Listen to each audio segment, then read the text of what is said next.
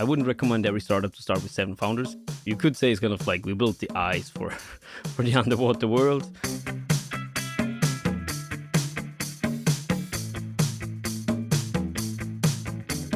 Welcome to the Swisspreneur Show, a podcast about startup stories and learnings from experienced entrepreneurs. If you enjoy listening to our show, make sure to follow the podcast and leave a rating. And now, here's your host, Merle.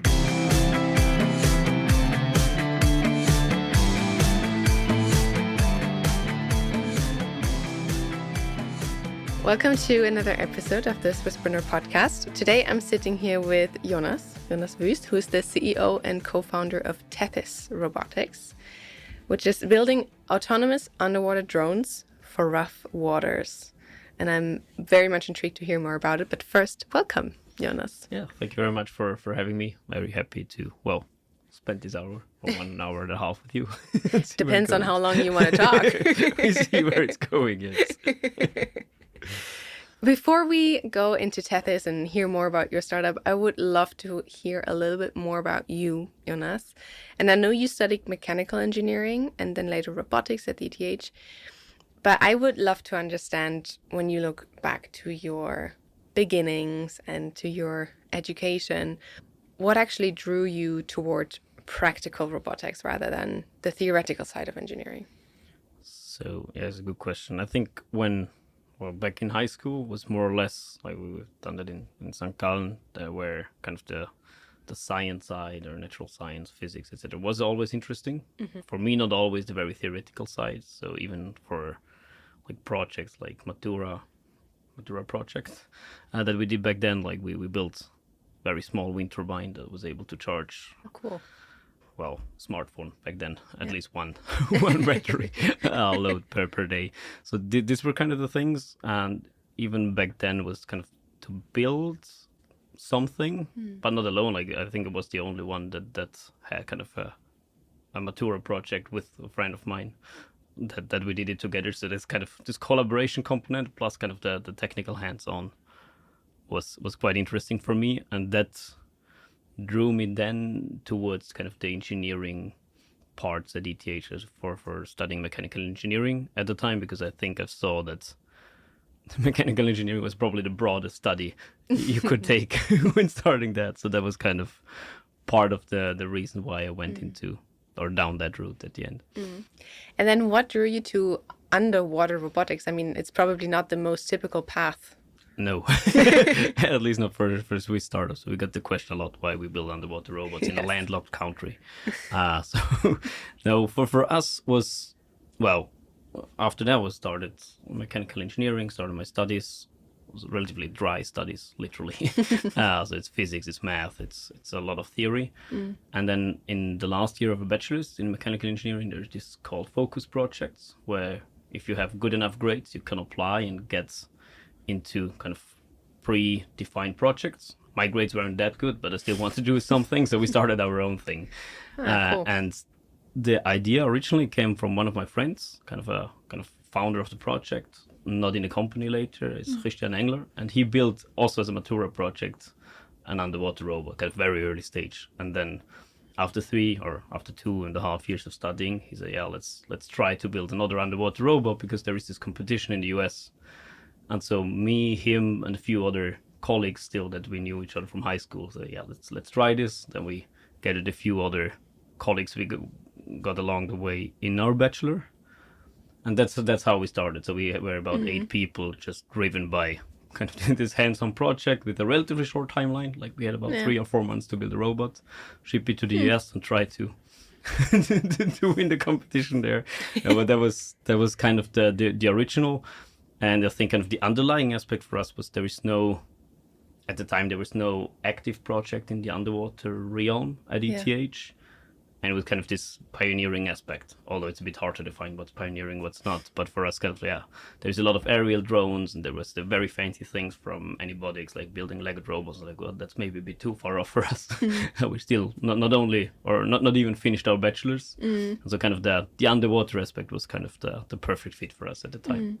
And was that also where you met your co-founders of the company today? Yes. So, in the very we were 7 co-founders in the company today, and 5 of these co-founders were there from the day one, and then 2 others joined along, well, the very first years before we went into kind of the entire startup world. Yes, so that was very important. So yeah, I think that was also part of our story that we now work together since over 7 years within these kind of projects. I know a few of my co-founders, for example, Gallus, our CCO, since high school, so I know them. Wow. I know, since 2012, 11, 12-ish. So it's quite a few years, yes. 7 years, 7 people. Yes. Yes. It's not every year a new guy. But that's also quite unusual, right? To have so many co-founders in the Fully company. agreed, yes. I think for us, like the main advantage at the end was that we had a very long trial period until we incorporated. Like we incorporated the company not even 2 years ago, it was in summer 2024. And until then we had a long trial period with highs and with ups and downs, and we were able to kind of to figure out how we work together and if the team is right. And that's what they also, like, we started with 8 guys in the first instant, and not for everyone was kind of this kind of startup groove to get there. And I think that's kind of a back and forth that certainly helps, especially if you compare that to other startups that come directly out of a PhD. You don't have this trial phase, and then it's maybe a bit riskier. So I wouldn't recommend every startup to start with 7 founders. It's certainly not the easiest way. But if you manage and have kind of this time and well, the collaboration experience, and it really works out, then it's at the other end you have a lot of advantages having a lot of founders on board, because we're now about 20 people, so at least half my team is kind of ensuring the vision is going forward. So it's a bit of another drive if you have that as well. But you need to balance that for sure. And was it clear from the beginning, like, who has what kind of role? Not per default, no. Yeah. We're all engineers. Yeah. There was always probably me and also later on Prakash kind of more involved in project management, in terms of who kind of pulls together all the technical projects, who pulls together the so-called very early product projects that we had, or kind of more kind of development projects for research funds, etc., that we had at the very beginning. And so that came along quite naturally at the end of the day. I think there's also a little bit of luck in there that you have the people. Well, if you're 7 people, chances are that's someone can is a better fit there. But that was in hindsight was quite lucky that we had the right people now, at least for kind of CEO, CTO roles in there. And we never really had bigger discussions around who fits in where. And obviously we still have founders that are very deep into our tech and generating our core IP, and there's a different role than being a commercial officer in that position. Yeah. And what was it like for you when you moved to CEO? Because that's also, you move into a big managing role as well, right? Yes. So I think, first of all, being a CEO, you're responsible for the runway of the company, so getting funds together. That was fairly, I wouldn't say easy, but it was something I liked doing. So building the network, the relationship, and kind of selling the company vision was something I really liked doing. And so this was coming to me quite naturally. So that was, maybe it's lucky that way, but that's that part. The other part of it is kind of managing the company. And especially now in the last probably 12 or 18 months was very obvious now. As we built the team grows from the 7 founders to now 20 people, now soon quite a bit more. You need to build a management team, and that means for me personally that I need to understand and get the right advices and the expertise to know how to manage a management team at the end of the day. And these people, again, because they're also co-founders, they're doing it for the first time, need the right advices to be able to manage the tech team, the commercial team, etc. So that's kind of the main learning, that you need these processes and you need to build them within the company, having your culture in mind. So I think that's kind of, that was it was about kind of the management part of the CEO role. Yes. Did you figure that out all on your own, or did you have mentors or advisors? Yeah, we had some mentors, or still have, Yeah. on that end. Like in our case, we made our best experiences in having these people in the board. Like we early on looked out for 1, 2, 3 persons that could really advise us with some industry know-how, whether that's from professorship side, but especially also the industry side. Now we have, for example, Dirk Lambrecht, former CEO and current chairman of the Dettweiler Group. It's a multi-million company, and it's a lot of insights you get from someone that led several business units and kind of, well, brings a lot of expertise in that, and that's then important for me as CEO, but also for the commercial part to get this advice. And so we mostly had this kind of relatively strongly involved advisors that are active in the board, and not just some random coaches. That never really didn't work out for us. Oh, that helps a lot, right? Especially at the Yes. beginning. Yes, for sure. And this also, like we were lucky enough that these people really put some efforts and time into, well, sharing their expertise with us. It's not just having an hour there and then they dump everything, but they actually work it through. We did some workshops, really understanding and putting some time in. And we surely had weeks where we had 1 day a week, which is not, it's not the clear case that you find people at that age that do that for kind of for the sake of the company that we're building. Now, can you tell us or describe to us what Tethys actually does? What we do, well, we build, like, first of all, easiest case, we build underwater robots. Underwater robots are normally used to search objects underwater. Like if you need to find something, you need to really kind of pinpoint where something is. So one big part is we do area search. We do that in the context of police work. We do that in the context of specialized teams working in the defense, but also in border control areas, etc. And the other thing is you can use the same solution for all kinds of inspection work, inspection of kind of the foundations of a wind turbine in these offshore wind parks.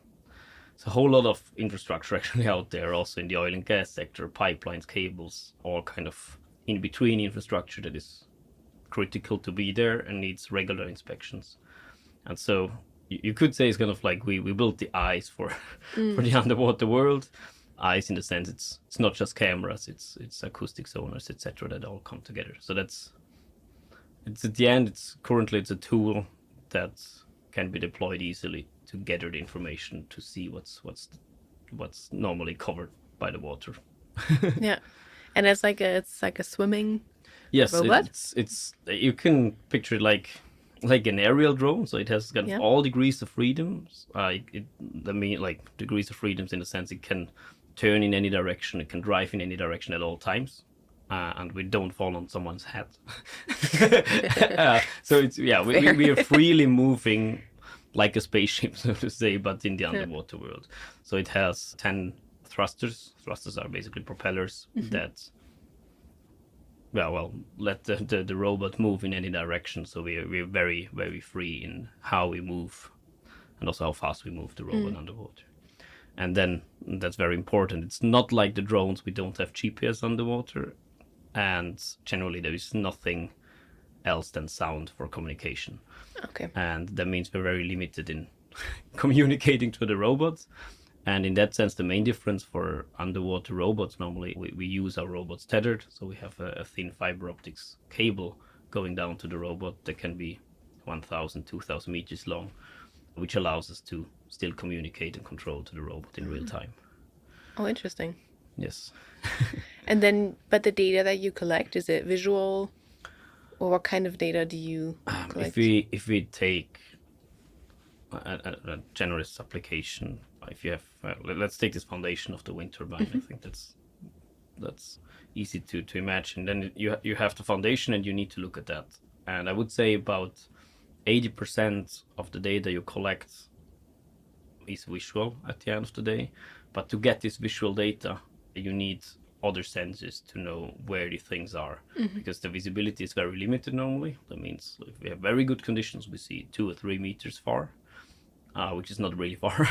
And so you use acoustic sensors that can see 40, 50, 100 meters to navigate close enough to the structure until the point where you can actually use the cameras. So that's that. And then, as said, this is only the 80% part.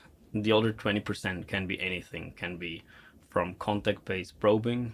That means we measure the thickness of coatings with ultrasound sensors. We measure the electric potential. If you think about these underwater structures, they're all metallic, and oxidation or general rust is a big problem. And so they have this sacrificial anodes that you can measure whether they're still intact or not. So we do a lot of different kind of measurements at the end of the day, up to cleaning at the end, which is all kind of involved in the scope of an underwater inspection.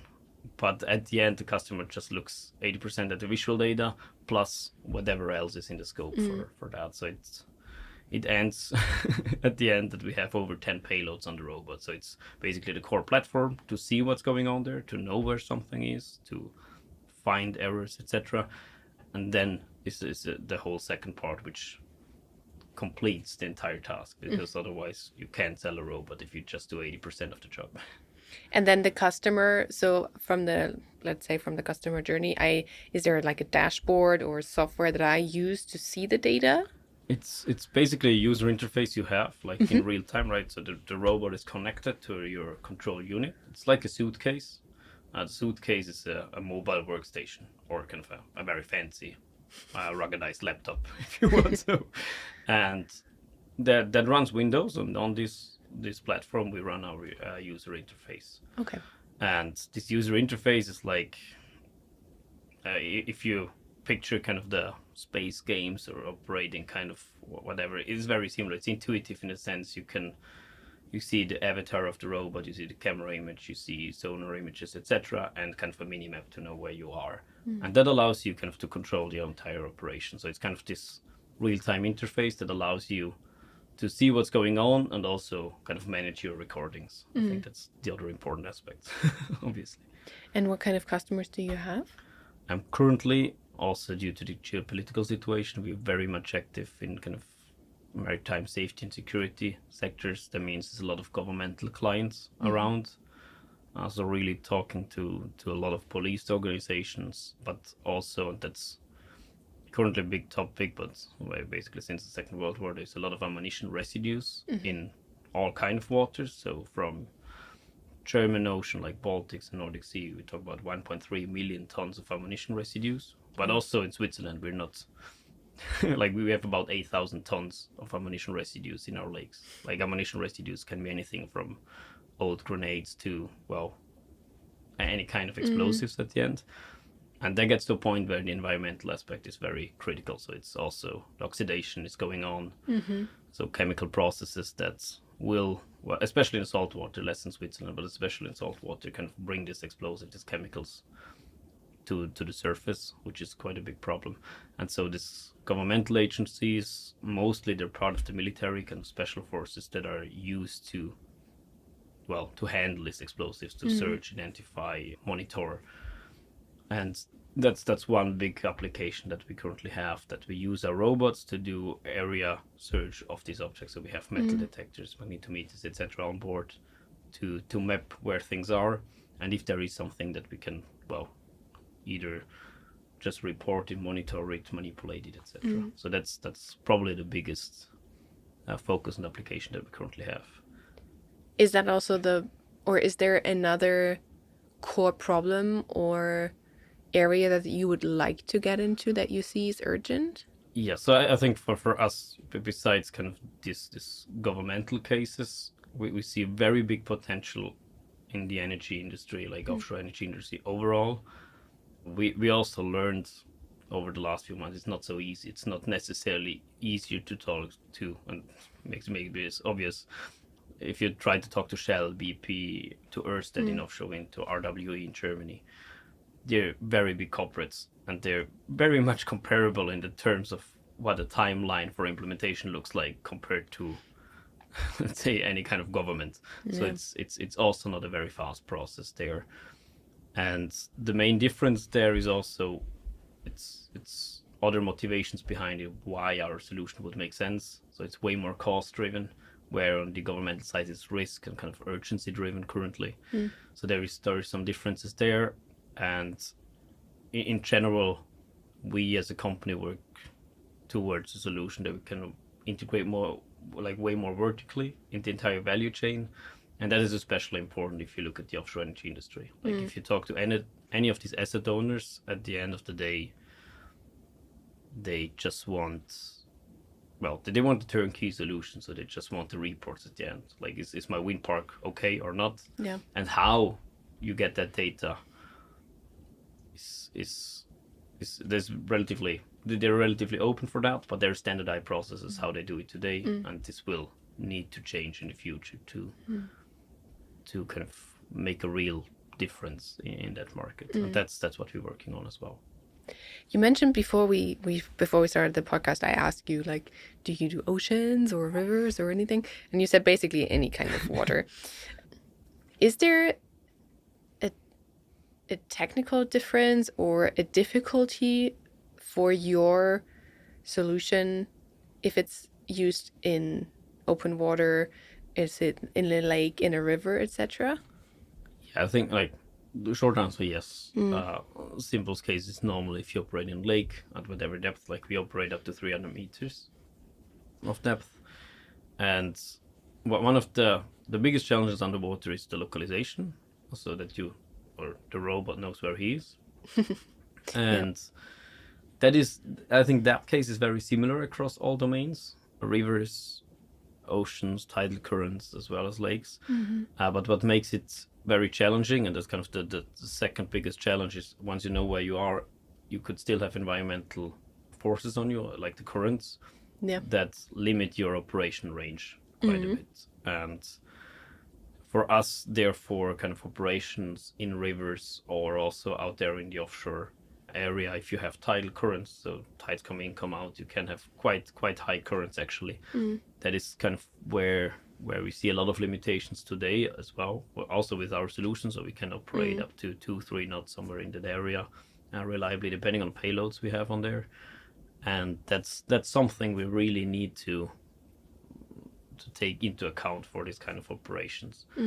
And also how we designed our solution. Like we can, for example, if you look at the robots, it looks a little bit kind of aerodynamically, or in our terms, fluid dynamically optimized, that it can operate actually in a river. So we can put it in a river, and if it faces the current, we can operate until a quite good range. But that also means we're kind of limited into the direction we drive, and so we cannot drive in all directions with the same force. And that also limits kind of the application. So if you operate offshore, you need to look into all directions, etc. And that's where also today still way bigger ROVs are used, but we still see there is quite a gap between a 500 kilogram or even bigger robot, or kind of, this is quite a big robot at the end with a lot of force, and today's solution that we have with about 30 to 40 kilograms.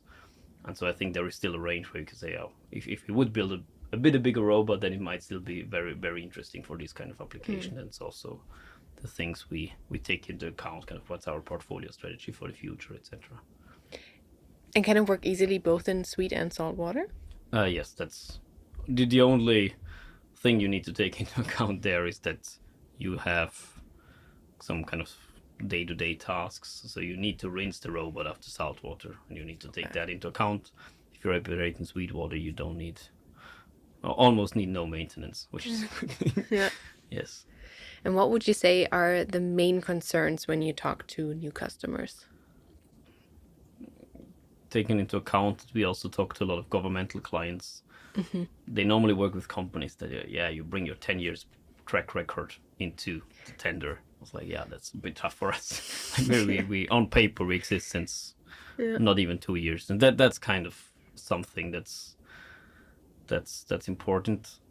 That comes together with the same topic of support, and I think that's where you as a startup can still outplay older players on the market. In a sense, you're more flexible to actually listen to the client and adapt your solution accordingly. If you make sense. So that's at the same time a big plus point. So I think you can play in both directions, but kind of the age of a company is certainly a trust factor. And then the other thing is like although underwater robots exist since the 60s, 70s due to the oil and gas market, we are now changing how these robots are perceived as we put kind of the brain into the robot. There's not a lot of underwater robots that have actually processing power or alias a brain. And the advantages that gives the operator for the entire quality of the data collection is something they're just not used to. They're used to have kind of more basic or kind of stupid tools that don't really support the operation. They just collect data if you're lucky enough. And then having kind of this uncertainty and comparing it to this kind of quality assurance we can get with it is something we really need to prove, because they know the underwater robot technology, but not in the actual kind of, like, if we say it's a robot, then we mean it's smart, it has a brain on it, etc. And the industry uses the word robot in other terms. So I think that's a shift we are challenged a little bit to get that across, and kind of to get that across to these clients and customers. And you mentioned before also that a question you get a lot is, of course, why do you do underwater robots in a country that doesn't have access to an ocean? What's your answer to that? Well, first of all, we grew up here. That's why we started. Because we're here. That's the very, very easy answer. No, I think for us, really, what we see, and that's not only in underwater, but generally in robotics, we see now this strong pull towards Zurich. So we see new startups coming to Zurich because we have very strong robotics expertise. Our robotics expertise, kind of in other terms, kind of excel at sensor integration, sensor integrity, etc. We have a lot of very good people coming from the university, and now also additional very good people that come to Zurich because they're good in doing robotics and they want to be at the hotspot. So for building a robotics company, I think the area around Zurich, or maybe, well, Switzerland is not that big, so Switzerland overall is quite interesting for that. And at the same time, you need to find solutions. Yes, we need to have trial hubs and regular trials in the offshore environment, otherwise we won't have the learnings we need. So it goes both ways, but for building the IP, kind of the tech core of our company, that's where Switzerland really is the place to be, I would say. Do you have a specific area where you go for your offshore trials? Well, anywhere from Mediterranean Sea up to the Nordics, Baltics, etc. So we go currently wherever our customers draw us to. So next week we will be in the north of Borkum in Germany, so in the Nordic Sea again. So yeah. Yeah. Super interesting. And I mean, talking about the ecosystem, you also just mentioned like it's really good for robotics. There's a lot of expertise, but I guess also a lot of support at the moment. Yes. What would you say, or which parts of that system have had the biggest practical impact on your journey? I think for us, throughout our research phase, like then the project accompanied our studies, there we had very strong support. Swiss Drones and Robotics Center is part of Arma Swiss that kind of co-founded the research and also enabled us to have access to first users, so to say. So that was important. And then we moved into the whale. Now we start building a startup. Then you go for all the grants. In our case, the first grant we got was the ETH Pioneer Fellowship. So there was certainly a mental one under the ETH Foundation umbrella. And then others like Bridge from Swiss, SNF, etc. So these kind of things to kind of survive the first month as a standalone startup. And then for us, essentially, probably the most important step was when we went into the Wüst Zurich support program. That's, stands between ETH and the University of Zurich, right? And they, until today, so it was a 3-year support. We're just running out as we speak, but that was a very important step for us to enable the commercialization, because it's still deep tech. It's still very complex after all. And you're not building a complex robot, especially not in the subsea world, where it's one of the most challenging environments, within a year only, etc. So that was for us very, very critical to have this kind of these early grants, but also then this bigger acceleration programs around in that area. And that also is something that we see is a bit unique. And you see all the startups that went through very similar processes, whether that's Bolero, whether that's Anybotics, Vintra as well. 7sense that was now, well, not now, few, already a time back, sold to ABB. So these are I think the critical things we also experienced. Are there any gaps that you've noticed or things that you've wished or still wish for? I think sometimes, well, it's a lot of grants around from different sources. And I think one thing, just directly, like when starting from ETH, and I think it's also better now, but it's still a little bit of a jungle. You have no idea where you get your money from if you need some, but you know there are grants, but you don't know how, when, and how and when to approach them. I think that's kind of more a kind of knowledge and knowledge sharing gap with the kind of very early stage founders, especially for first time founders, which we were as well. And then I think for kind of the entire pre-seed seed area, there's a lot of funding around, at least from what we experience now in the robotic space. It's always good to have one or two more programs around. So happy to support. I think the ideas of having these programs, also, for example, the Gebert Stiftung, etc., they support it quite heavily. So these are the things. But then the other thing we see now, and we're getting into that stage, like post-seed towards Series A, B as well. The names also change a bit on the sizes, but everything you raise after, I think, 20 millions or above, you get a very strong feeling that's very, very European-based, and even in Europe, that's not a lot of big investors that have 200, 300, 400 million funds that really invest into that. So they're like, after this kind of size of rounds, there's a little bit of a lack of Swiss, and then at the next stage European investors, which we see, and that's also kind of probably one of the topics we hear a lot now in the Swiss startup ecosystem. Yeah. And where are you looking for now for investors? Well, we still, very much European focused on a lot of, like, when talking about venture capital, and also kind of family offices in our space, especially in the maritime space. So it's still very much European focused on that, because we won't raise a 100 million round most probably in the next 12 months. We did a 3.5 million pre-seed last year, right? But then on the other end, we're quite open. So we're in talks also to US and Southeast Asian VCs as well. So I think it gets quite internationally quite fast. Is there anything, when you look back at your fundraising, that you would have done earlier or would have done differently? Not necessarily, or kind of, in other words, for me, like we had investor relations very early on, and for whatever reason, which I think back then I didn't really had an obvious reason, we just took every call, every contact, every networking opportunity to broaden the network, and I would really suggest doing that, especially as an early stage company, because you need that later.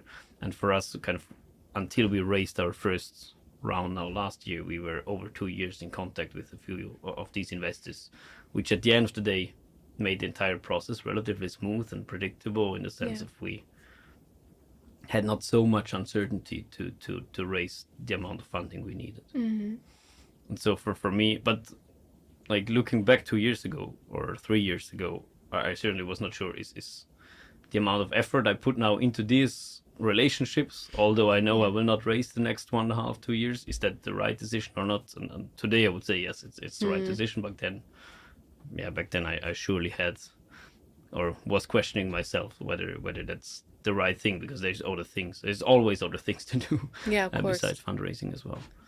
But that's alongside these topics, I think that was what I probably would do again, but with more or with less uncertainty.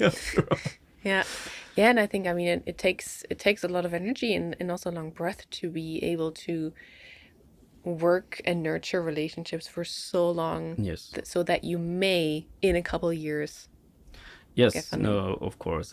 I think it's and it's also a learning process, like talking for the first time to VCs or business angels or venture arms. It's something you need to learn a little bit how they work, how their funds work, how like to see a little bit behind the curtain to understand really why they invest, when they invest, etc. And then once you're a little bit used to that, then you also know how to handle, say, the entire situation about fundraising and the network around it. Yeah.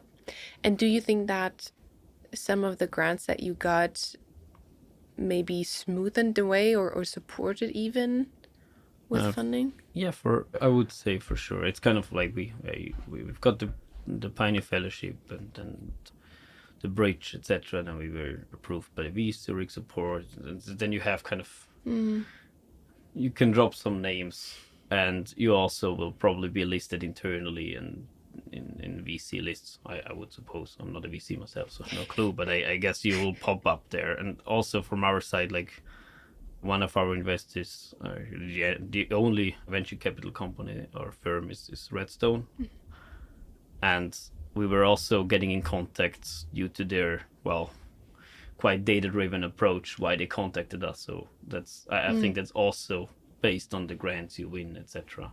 Yeah. And I would also suggest every company to go into kind of the grant stage first, because it will give you some approval which you otherwise don't have if you directly go for private investors or venture capital and you don't have any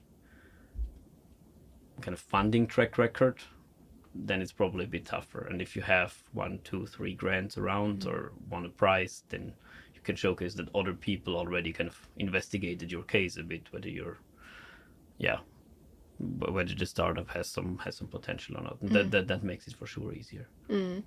Yeah, I mean, of course, besides the funding and cost, like with that, a little bit of a cushion that you have financially, you also get network. Yes, and you get Open doors. visibility, right? So we True. whether that's kind of the top 100 startup list, etc. That's probably we wouldn't have ended up there if we wouldn't have won some prizes beforehand. And then it's kind of it stacks up top each other overall, and then you get also more time or more visibility, at least in the Swiss ecosystem, which I can't say. And I think that's maybe one of the things I would also say. That's one thing where Switzerland has a little bit potential to in kind of collaborating with kind of our neighboring countries in terms of innovation and grants, etc. There's not a lot of exchange happening, to be honest. So we didn't win any European prize yet. Yeah. Then you also have to again research like what's out there. Yes. Yeah. There's not a lot of cross-border. Not so much, no. And when you look into the future, what is like a technical challenge or something that you feel most important to solve next? I think for kind of the underwater operation space overall, and we try to solve the entire problem of operations in the offshore world with robots. The major question is how you can roboticize the entire sector. That means from deployment, so how do you get things out there, and then how do you look at the infrastructure, how do you repair it, like repair maintenance will be kind of quite big topics at some point, because today robots are mostly used to inspect and not repair and maintain. And besides that, the deployment and repair maintenance is also the entire sector of how you automate the reporting. Because today, very honest there, like we sell a robotic inspection tool at the end, so it's like a tool, but you still need the right processes internally to do the right reports. You still need to handle how you can put the robots out there. And so there's a few areas around our current core technology that we will explore quite a bit in the future, because it makes sense kind of in the overarching goal. And I think it supports our vision, what we try to do. So at the end of the day, we just want to minimize the amount of people we have offshore. Yeah. It's cost driven, it's risk driven, and it's just like I think it's the right timing now, because there is always, there will be more energy infrastructure out there. It's a growing demand. There is the geopolitical aspect to it that is also growing currently in demand wise. There is therefore more need for more tech out there, and we're pretty sure that should kind of look at the bigger picture of how we solve kind of offshore operations in the future. And on the business side, what's the next step for you at Tethys? Well, currently scaling commercially quite a bit. Like we currently have product that we can actually sell. Like we started shipping last year, and we are now, well, on one side scaling the commercial side. There's a commercial team. That means internal, like hiring people to do sales, quite bluntly, but also having the right partnerships, like working with the right advisors, agents. In our case, not really at fully into the reseller network, but along kind of these topics. So get the right partners in the right countries, because we're still operating from Switzerland, and you need international partners for that. And once that is going, kind of it goes back to the next topic, which will then be kind of how do we scale the entire production things. Is also one of the reasons why we now, well, move the offices into bigger space. You need space now. Yes. That's so interesting. Before we finish our conversation, we always do a round of rapid fire questions. I'll ask you something, and then you just say the first thing that pops into your head. Good. Number one is one insight from working underwater that you carry into leadership. It's not very rapid. No, it's not very rapid. No, I think it's one of the biggest challenges. Something we didn't know from the beginning. How do we solve underwater navigation? And it kind of transfers directly to. Well, I didn't learn somewhere how to manage people, and both took time, but both were solvable at the end. It's kind of. Well, maybe it's a little bit an engineering answer to that, but we solved our ways into that in both ends. Yeah. One quality that you value most when you hire early tech team members? For us, it's really kind of how the fit in the team is going. How do we have the right fit in terms of culture? Well, can we go out on Fridays, take a beer together and have a good time? And well, you still have to be smart. I think that's important, and take ownership, but kind of the get along aspects very, very important. How many people you said you're now? We're now about 20. We have a few open positions. Oh, it will pop up later this week as well. So it's growing, yes. A habit that helps you stay grounded while building hardware? For us, it's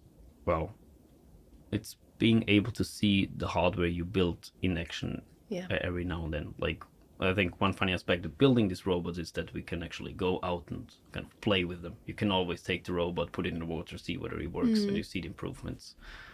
And we were always kind of the company that developed our robots, not in simulation, not in the lab, but kind of, in our case, in the Lake of Zurich. Yeah. And that sticks today. Like, we have, like, just when I went here, was half my team with 2 cars going out, 4 robots packed going out testing. So I think that's a very important aspect, like being out there, seeing and resembling kind of the use cases. Yeah. One word that you want people to associate with Tethys? Well, it's kind of subsea made in Switzerland. Also, it's 3 words. Yeah, that's okay. Right. And then I have a last one for you personally: mountains or sea? Well, that's a very good question. So I live in a place, and it's very important for me, where if I look out the windows, I see some mountains. I think that's very important. Kind of anchors me back in where I grew up. Yeah, that's a good answer. All right. Thank you so much, Jonas. It was super interesting, and I'm really eager to see what happens next and where Tethys will pop up everywhere. Yes, happy to share more probably later this year. All right, thank you very much as well.